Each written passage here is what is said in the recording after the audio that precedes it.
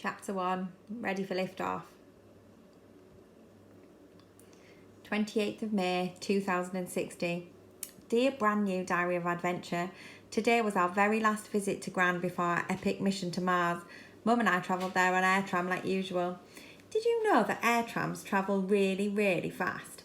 I looked it up on the map app on my Websticles as we sped over the tall tower blocks and green parks. At one point we got up to 147 miles per hour.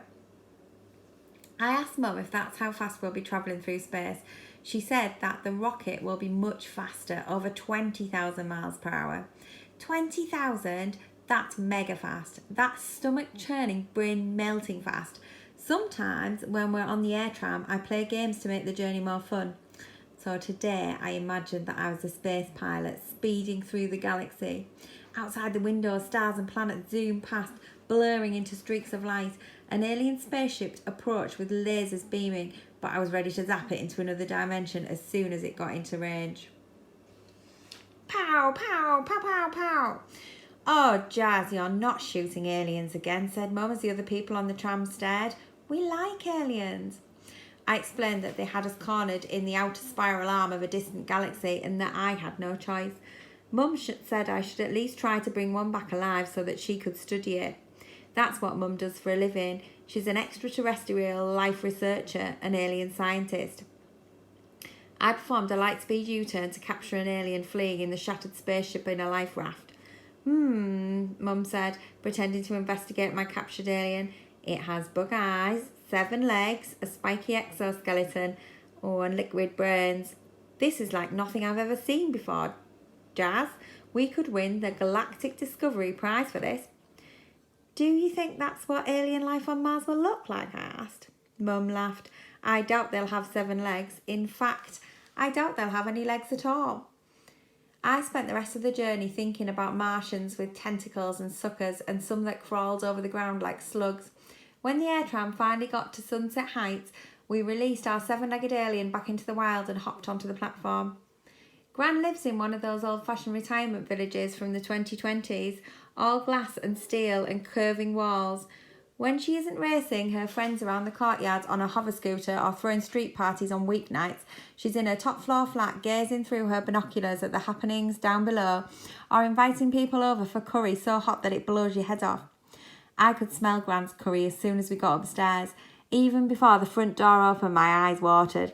My brave girl, said Gran, throwing open the door. That's how she always greets us. Even though we've never done anything as brave as she has. Well, until now. Gran was wearing pink fluffy slippers, khaki trousers and a dressing gown covered in parrots. Off on an adventure to a new world. What I wouldn't give to be coming with you, Gran said. That she had made us a proper meal to send us off. There'll be lean pickings in space, she said. No cheese, no meat, no chocolate fudge cake. Mum pointed out that the technicians on Mars make good lab-grown beef, and I said that we'll eat insects because that's what they're farming out there.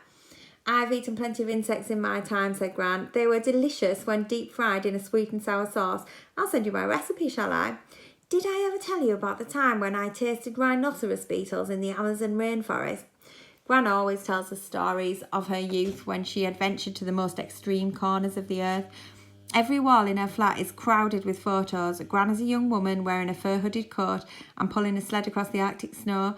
Gran relaxing in a hammock in the Amazon rainforest. Gran looking very tanned riding a camel across the Sahara. Gran swimming with wild dolphins.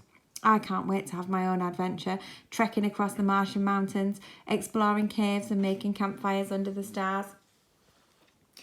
After curry, Gran gave us slices of chocolate fudge cake, so gooey that it glued our teeth together. Then it was time to say goodbye. Gran hugged us in the hallway. Right often, my ducks. I pulled away and looked up at Gran's smiling face. I wanted to take one last look at her. Her crinkling eyes and giant smile. I could feel the corners of my mouth trembling.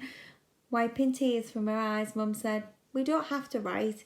She was trying to be brave, I could tell, because her voice was wobbling when she spoke. "We can just send you videos." This made me feel a little better. After all, I wouldn't see Gran again in real life for years. Gran wasn't having any of it, though. She wagged her finger, pulling that wise woman face she's so good at.